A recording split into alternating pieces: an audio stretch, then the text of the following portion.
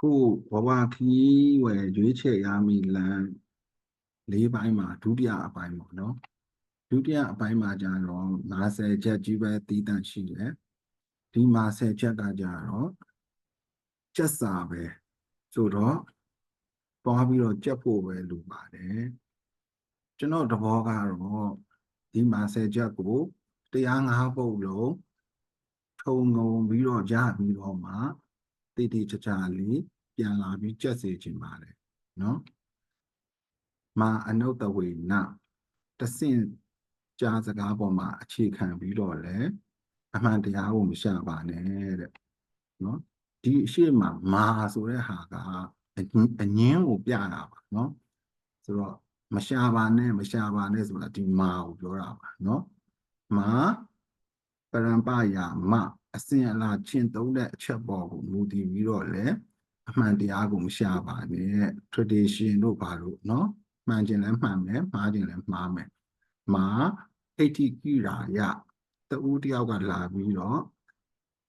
ဒီဟာကအမှန်ပါဆိုပြီးတင်ပြလို့လေအမှန်လို့မမှတ်ယူပါနဲ့မာပိဋကတံပါဌာနိနကိုတင်ထားတဲ့စာပေကျမ်းဂန်နဲ့ကိုက်ညီတယ်ဆိုလို့များနေလေအမှန်ဆိုပြီးတော့မဆုံးဖြတ်ပါနဲ့တဲ့နော်မာတက္ကဟေတု logic ဆိုပြီးတော့အကျိုးအကြောင်းဆင်ခြင်တဲ့နည်းနဲ့လည်းအမှန်တရားကိုမရှာပါနဲ့တဲ့နော်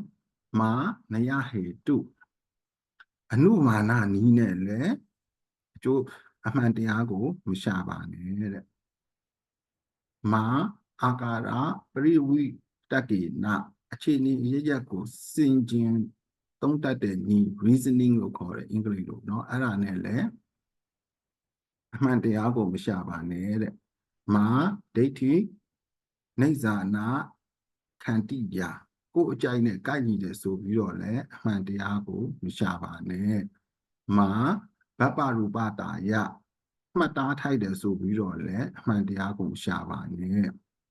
မာတာမနောနောကရုပိုးကွယ်တဲ့ဆရာသမားဆိုပြီးတော့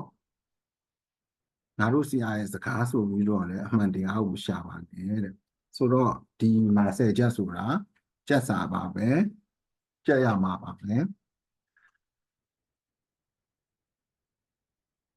ဒီမှာ slide ကလေးမှာတော့10ခုလုံးချရေးထားပါတယ်ဘယ်လိုကျက်ရမလဲကြပြာဆက်ပြီးတော့ပဲကျက်နှုတ်တိုက်ပဲကျက်အဆင်ပြေတယ်လို့ကျက်ပါဒီဒုတိယပိုင်းကကြတော့ဒီမှာ10ချက်ပါပဲထပ်ပြောပါဦးမယ်ကျွန်တော်သဘောကတော့ဒီမှာ10ချက်ကိုတရား၅ပုဒ်လုံးခြုံငုံပြီးတော့အားလုံးရပြီးတော့မှဒါဒီကျက်စာကိုပြန်လာပြီးတော့ကျက်စီခြင်းပါတယ်နော်ဒီဘဝခီးရဲ့ဒုတိယပိုင်းကတော့ဒီမှာ10ချက်ပါပဲဒီလောက်ပါပဲเนาะ